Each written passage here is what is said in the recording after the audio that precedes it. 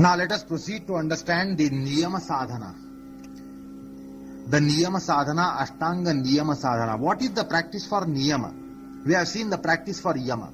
What to do for Ahimsa, what to do for Satya, what to do for Asteya, what to do for Brahmacharya, what to do for Aparigraha, what to do to mitigate the opposites. Now let us look at Niyama. What to do for Niyamas. What to do for observances. How to observe the observances. The Niyamas, the observances are Shaucha, cleanliness and purity, Santosha, the contentment, Tapas, the austerity, Swadhyaya, the self-study and spiritual study and Upasana, Ishvara Pranidhana, the theism, the deism and divinism.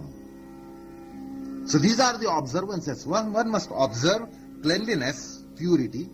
One must observe contentment in the mind. One must observe austerities. One must observe self-study, spiritual study, adhyatmic study and upasana. And one must also observe theism, deism and divinism. Let us study the Shaucha. The cleanliness, the purity and sacredness is Shaucha. What is Shaucha? Shaucha is cleanliness, Shaucha is purity, Shaucha is sacredness. Pavitriam, Shuddhi and Pavitriam, that is Shaucham. It is to be practiced on three fronts. The Shaucha is to be practiced on three fronts. Which are these three fronts? Kayika Shaucha, Vachika Shaucha, Manasika Shaucha.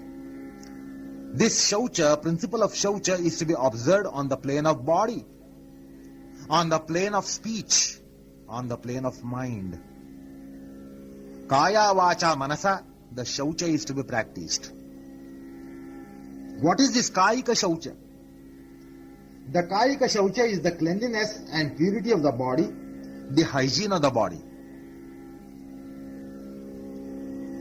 Of course, these are not merely the practices of hygiene of the body and hygiene-mindedness, but for Shuddhi and Pavitrya, something else also needs to be done for the body. The body needs to be not only cleansed hygienically, but also needs some purity and some sublimity, some sacredness. There has to be something which does the Shuddhi and Pavitrya and not merely Shaucha. The water, the soap nut powder and the clay can cleanse the body and can give the purity to the mind also. Even after a bath, with just water and soap or clay or soap nut powder or whatever is in vogue. Once you take the bath, your body also becomes pure, your mind also becomes pure. But Nama Sadhana, Japa Sadhana, Prarthana bestow sacredness to body. The same body and mind become sacred when there is Nama Sadhana, when there is Japa Sadhana, and when there is Prarthana. The prayer, the worship, the Japa can bestow sacredness to body. Just as we clean the body with water and soap, we need to make the body sacred with the help of Nama, Japa and Prarthana. The asanas, the pranayamas, the bandhas, the mudras, the kriyas, the prana kriyas can bestow organic chemical cleanliness. The asana kriya, bandha kriya, mudra kriya, pranayama kriya can work on cleansing the body, can work on organic and chemical cleanliness and purity. The yoga technology has an excellent scheme of the nature of pranic cleansing. The pranic cleansing, pranic bathing, pranic massaging, pranic scrubbing, and organic body can be cleansed this way can be bathed, can be cleansed, can be scrubbed, can be massaged pranically. The pranic trafficking in the body can work for cleansing and purifying and sublimating and cosmicalizing the body and render it fit to withstand the yogic culture. Do you follow? The pranic trafficking. The yoga technology has a scheme to improve the pranic traffic in the body. And by improved pranic trafficking, one can work for cleansing, purifying, sublimating, cosmicalizing the body. Elemental body can be cosmicalized by prana kriya, by pranayama. And of course then make it fit, render the body fit to withstand the lofty culture of yoga. The Shaucha works for sattva influx. The Shaucha sadhana works for sattva influx and raja and tama outflux. This practice of purity, practice of Shaucha works in improving the sattva influx and also improve the rajatama outflux, flushing. The means of Shaucha for body can be listed. Listen to the following list, which is the Shaucha for the body. Cleansing the 9 gates, Navadvara Puri. This body is Navadvara Puri. This is the body of 9 gates. So cleansing all the 9 gates. The 2 eyes, 2 nostrils, 2 ears, 2 mouth, generative organ, and the excretory organ, the anus. That is cleansing the 9 gates, Navadvara Puri. That is the first one. The second one is bath, Snanam. Regular bath, clean bath. The third one is wash, having wash. As and when required, wash should be taken. Number 4 is clean and hygienic habits. One must develop clean and hygienic habits. Number 5 is organic and systemic cleansing. Organic cleansing and the systemic cleansing, which is well and beautifully done by yoga sadhana. Asana, pranayam, bandhas, mudras, kriyas, pranayam, all they work. All these work on organic cleansing and systemic cleansing. Number 6 is clean and sattvic, pure food habits.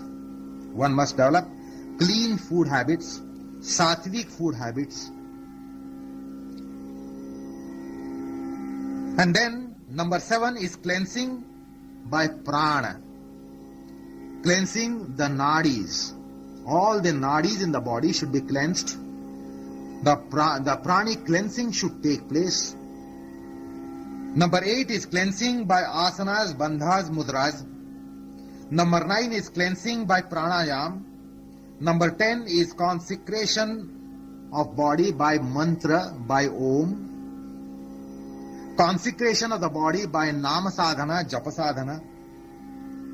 Number 12 is regulated habits of sleep and awakeful state, regulated activity and sleep. And number 13 is regulated and pure vihara. The movement, the social movements should be all pure and well regulated. So these are the 13 aspects to be practiced for Shaucha. All these practices are constituted by physiodynamics, psychodynamics and biodynamics. A little deliberation can help ascertain and identify each one of these. If we analyze these 13, the set of 13 practices in their biodynamics, psychodynamics and physiodynamics, we can identify all the 3 components in each of those. That is Shaucham. So there is Kaya Shaucha, Vacha Shaucha and Manasa Shaucha. The Santosha is the second niyama. The organic biochemical aspect is generated by yoga sadhana in the form of bandhas, mudras, kriyas, asanas, pranayamas.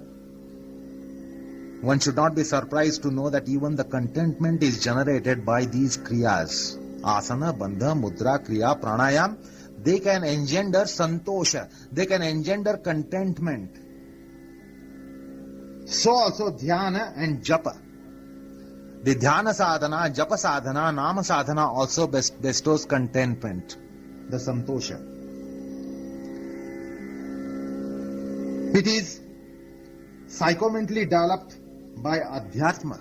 Even adhyatma sadhana, adhyatma adhyayan and chintana and manana chintana and vimarshana can also bestow contentment. The philosophization of life also bestows contentment. So like Shaucha,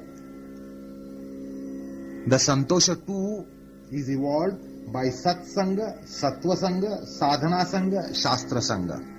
As in case of yamas, we identified the 3 sets of practices.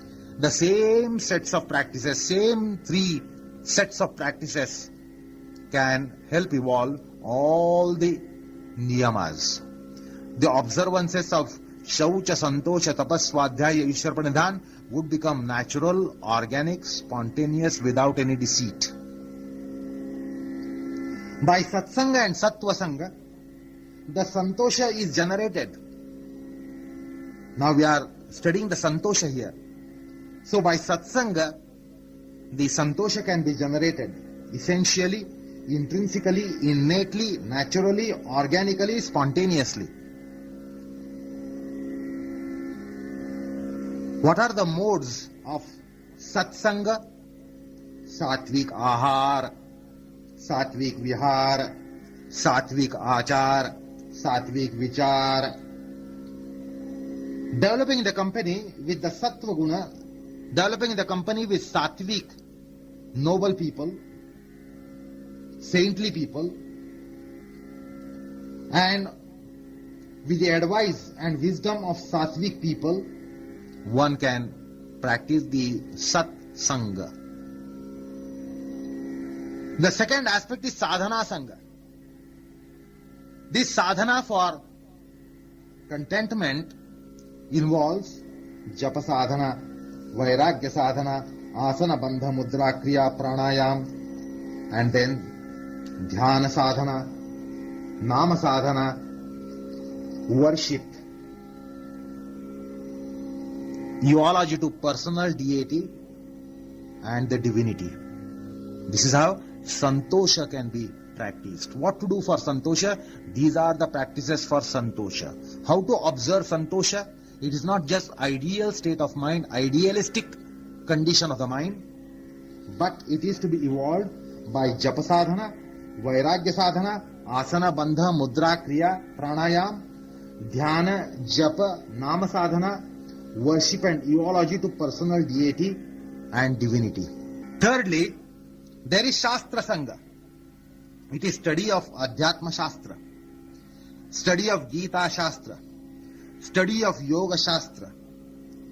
And this philosophizes the life, philosophizes the mind, the Adhyana and Vimarshana, the study, Manana, Chintana and Vimarshana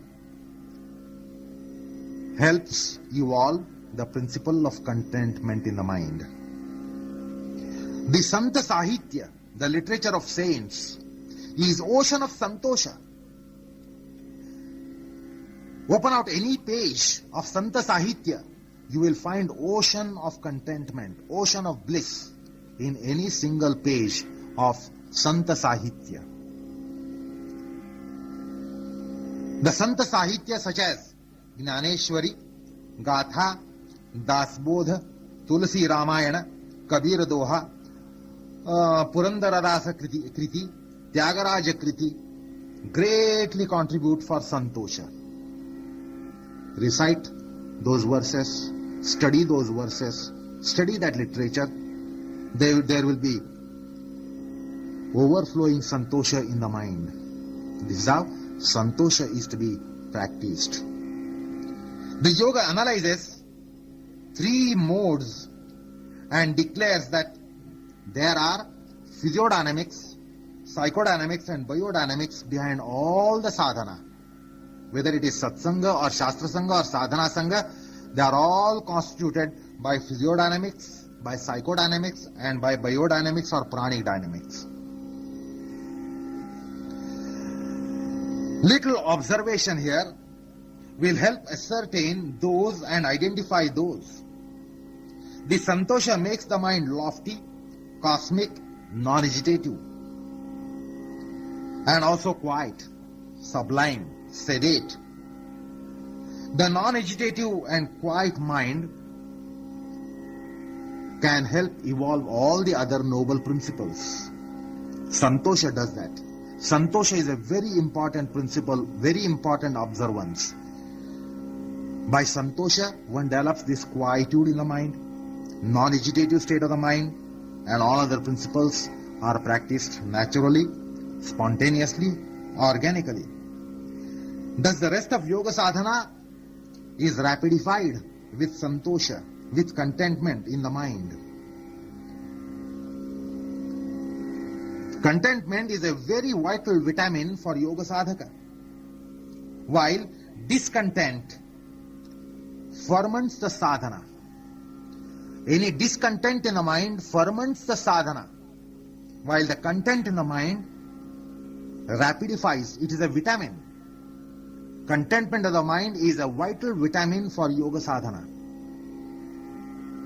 Yoga sadhana should never ever be carried out with fermenting agent such as asantosha. Asantosha is very grave fermenting agent. It ferments the sadhana, it spoils the sadhana. The sadhaka should underline this statement that santosha is catalytic, while asantosha is fermenting the whole yoga sadhana. After having seen the santosha sadhana, we proceed to the third niyama. The third niyama is tapas. The third niyama is austerity. Tapas is centric to adhyatma. The tapa sadhana is centric to adhyatma sadhana. The tapa empowers man for any attainment and all attainments.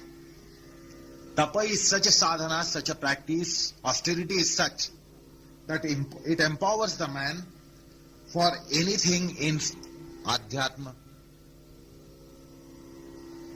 The tapas here as a niyama is basically for kama jaya. The tapas of niyama is basically for kama jaya. The yoga sadhaka needs to attain some amount of control over the passion.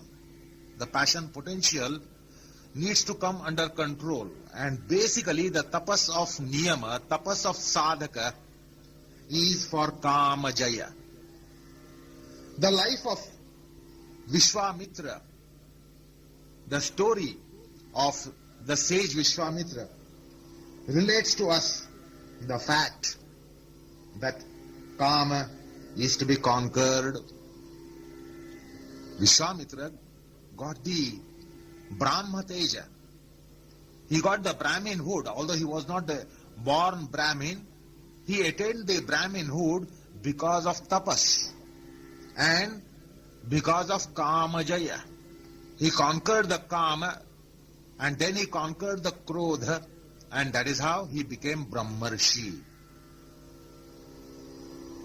Well, in case of Vishwamitra, initially he conquered the Kama. But after having conquered the Kama, in the second scenario, he found that he is not still out of the grip of Krodha. Therefore, he had second dose of tapa to conquer the Krodham. If you look at the story of Vishwamitra, he did the tapasya first for Kama and attained the Kama Jaya, but then realized that the Kama Jaya was conquered, attained, but Krodha Jaya had not taken place. So once again he had to perform an austerity for Krodha. And then he conquered the Krodha and then he became Brahmarshi. Anyway, the tapas is also for breaking the natural tendencies, natural propensities, the tendencies of the flesh, and impelling the upward spiritual purpose. The tapas has two roles. One is to prevent reeling down the slope of passion, lust, anger, greed, shadripus. That is one way. That is one aspect of tapas. That the sadhaka should be able to control himself and prevent himself from reeling down the slope of shadripus, kama, krodha, lobha, moha, mada, matsara. Apart from that, there is another side of this coin of tapas, and that is treading the upward path of spiritualism, providing an impelling power for upward journey, upward spiritual journey, for spiritual purpose. And in both the cases, prevention of reeling and climbing both result into friction. Both result into friction, both result into heat. And that is why it is called tapas. The tapas has the bearing on the word tapa, tapamana, temperature, heat, thermodynamics. And it is because the tapas is to prevent reeling down the slope and therefore a braking mechanism, prevention of slope reeling, and the second one is slope climbing. Two things are involved and both generate heat. That is why the word tapas here. That is why the word tapa, austerity. Point is, the heat is aspect which is generated in both the aspects of tapas. Mahabharata describes tapas, and this definition of tapas is very much befitting the Niyamanga tapas. The Mahabharata in the third parva, the Vana parva, there is a story which describes about the tapas, and there is a quotation, there is a definition. Indriyanyeva sanyamya tapo bhavati nanyatha. Indriya sanyama is the major facet of tapas. The austerity is primarily of the nature of indriya sanyama, controlling the sensory tendencies, controlling the sensual tendencies. Then there is a elaborate, extensive definition of tapas which should be taken note of, and this appears in Mahanarayana Upanishad, the 10th passage of Mahanarayana Upanishad. It is thus: Rutam tapaha, satyam tapaha, shrutat tapaha, shantam tapo, damastapa, shamastapo, danam tapo, yajnam tapo, bhur bhuvasvar brahmatad, upasaidat tapaha. Very extensive, elaborate definition of tapas. Rutam is tapa. Satyam is tapa. The truth is austerity. To follow the truth is austerity. To follow the reality is austerity. Then, dhrutam tapa. Dhrutam, steadfastness, constancy is tapas. Shanti is tapas. To be peaceful itself is tapas. Dhamma tapa and shama tapa. Dhamma is tapa, damanam, indriya damanam. shamanam. Restraint of the senses and restraint of the mind is tapas. Danam tapa. The tendency to gift away is also tapas. Yagnyam tapa. The tendency to sacrifice. The mind to sacrifice is also tapa. Everything is tapas. Bhur, bhuva, suvar, brahma. Everything is tapas. All the seven planes, they are all tapas. Everything is tapas. The Bhagavad Gita describes the tapas for the sake of sadhaka. It's a beautiful exposition of tapas that comes in Bhagavad Gita. It classifies it.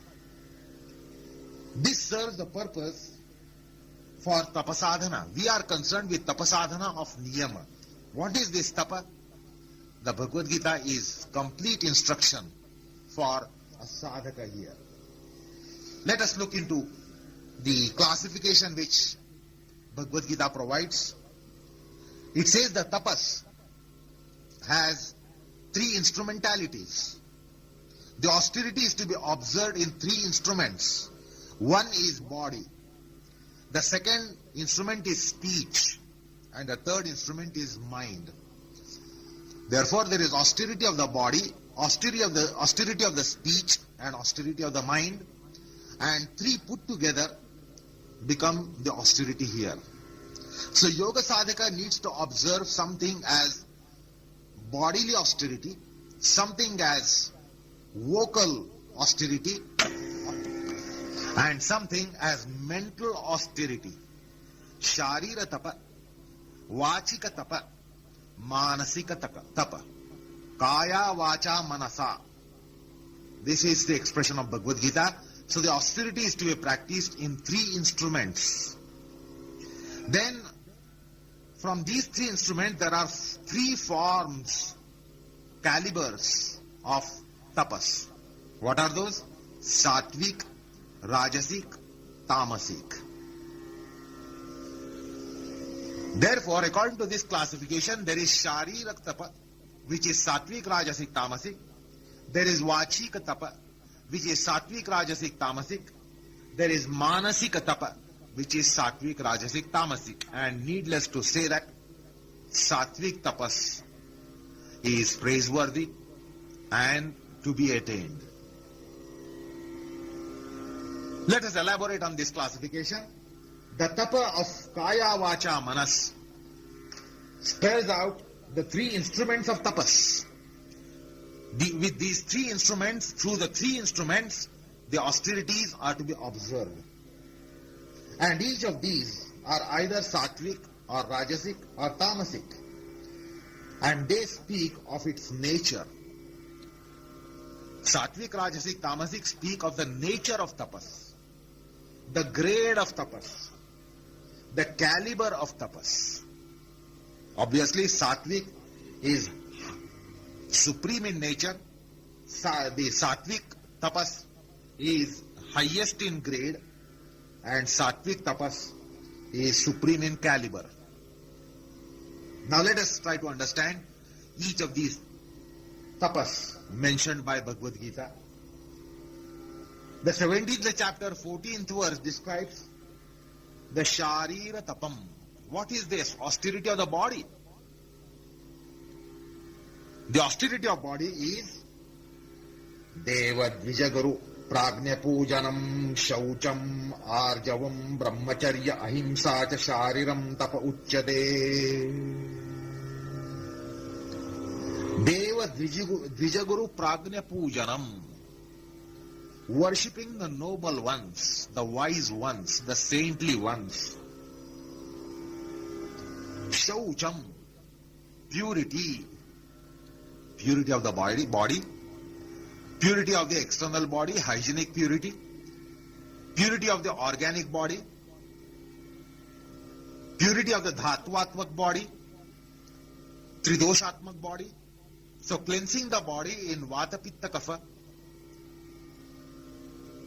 having the body under sadhaka kapha, sadhaka pitta, sadhaka vata, and nothing additional, nothing exuberant.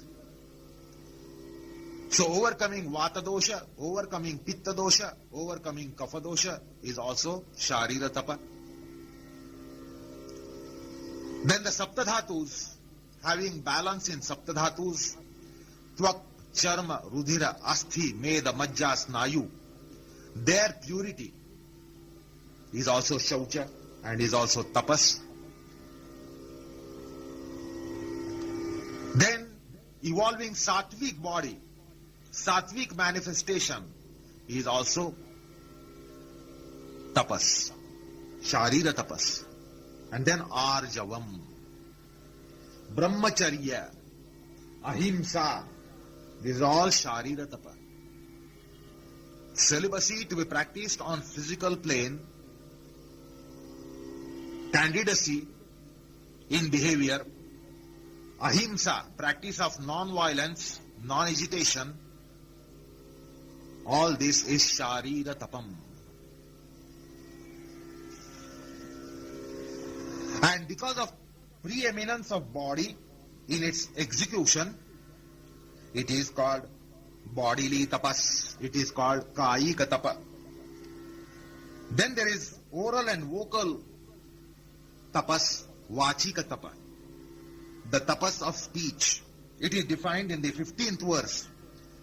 Anudvegakaram vakyam satyam priyahitam chayat swadhyayabhyasanam chaiva vangmaya tapochyate.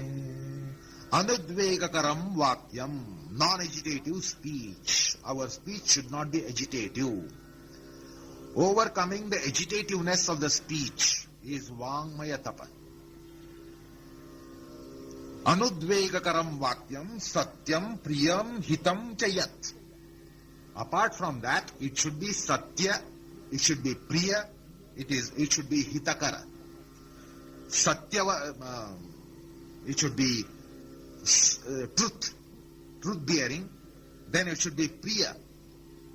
It should be with love, words with love, and also words of hita, words of well-being. So it should be combination. It should be combination of satya, priya, hita. Then swadhyaya bhyasanam chaiva vangmaya tapa uchyate. Swadhyaya bhyasanam, swadhyayam, the study, the japa, the tapasadhana, the japasadhana, the vedadhyayanam.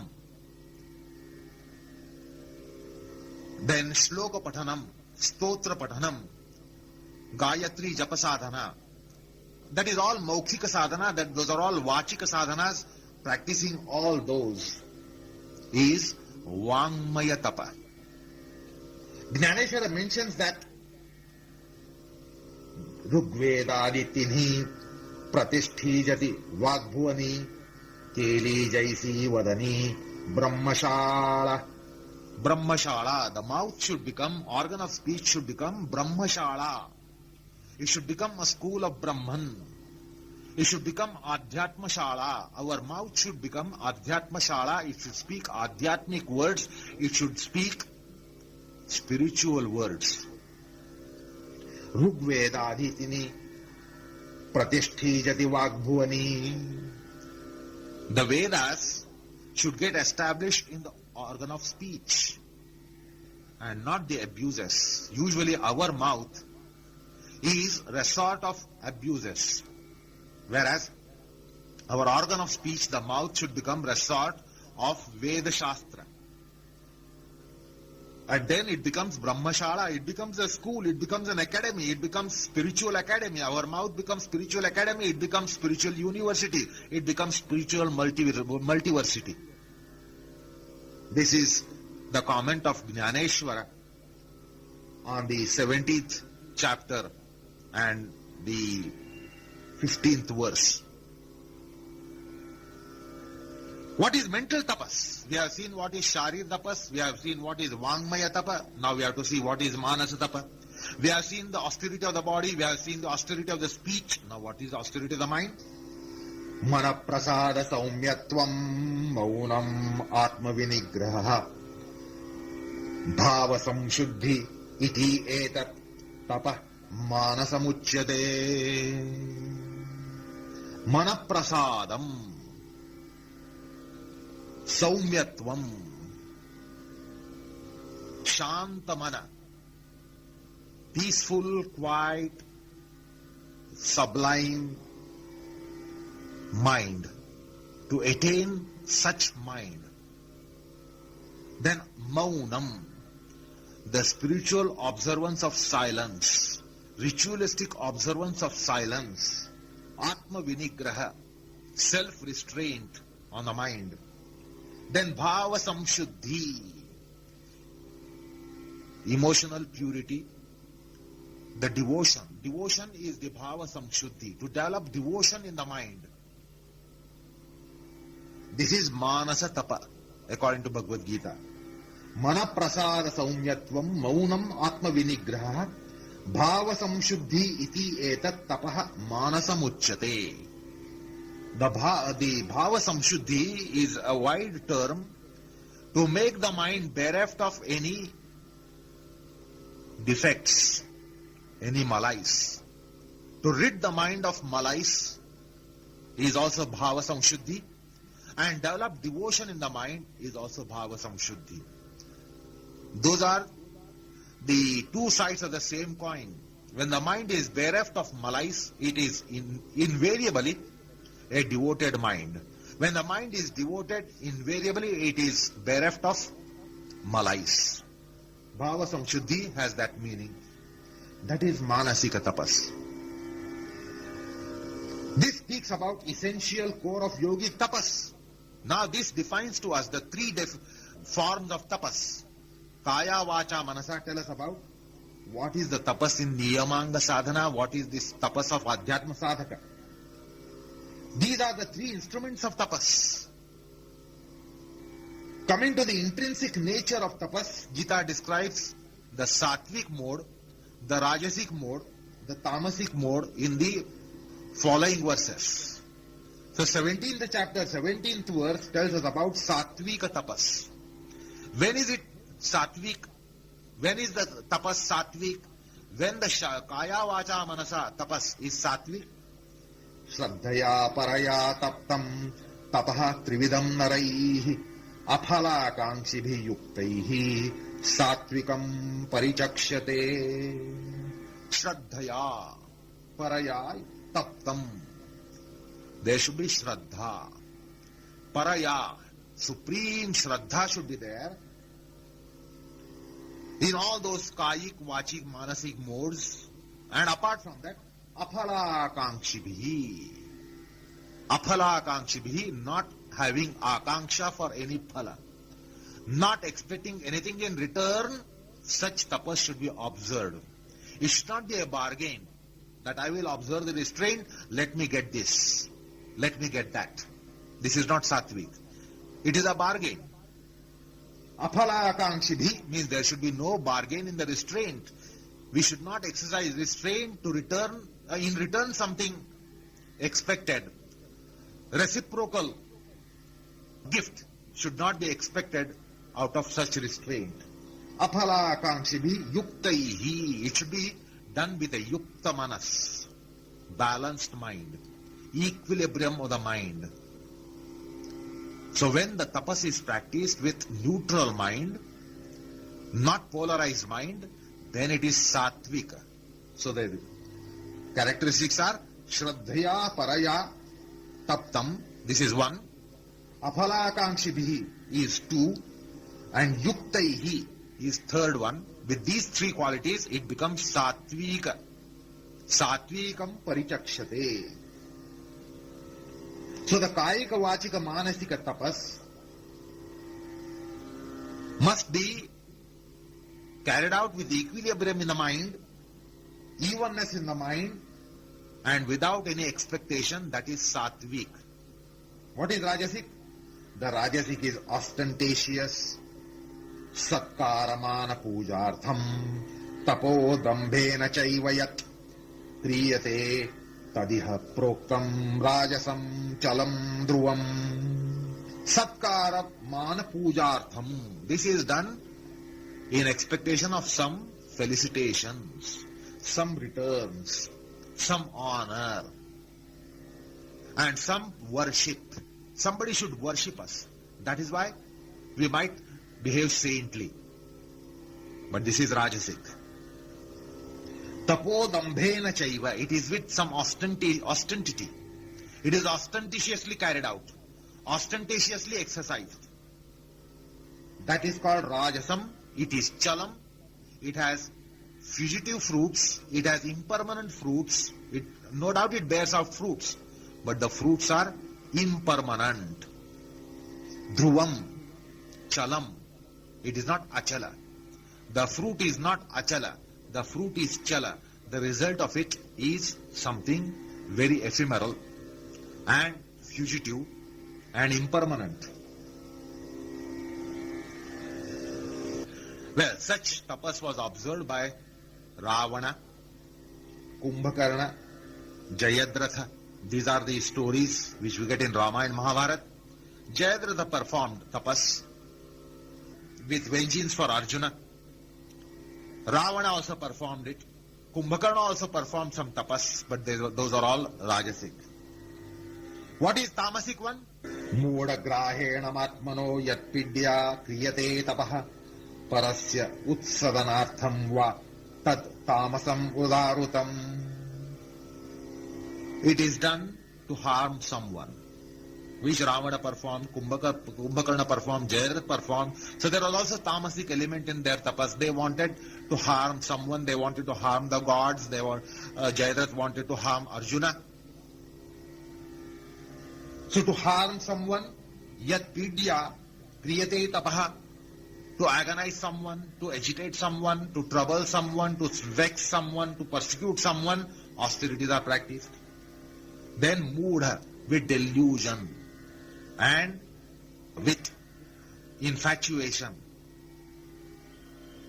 So such tapas which is harmful to others, which is taken up with some infatuation and delusion, is tamasika.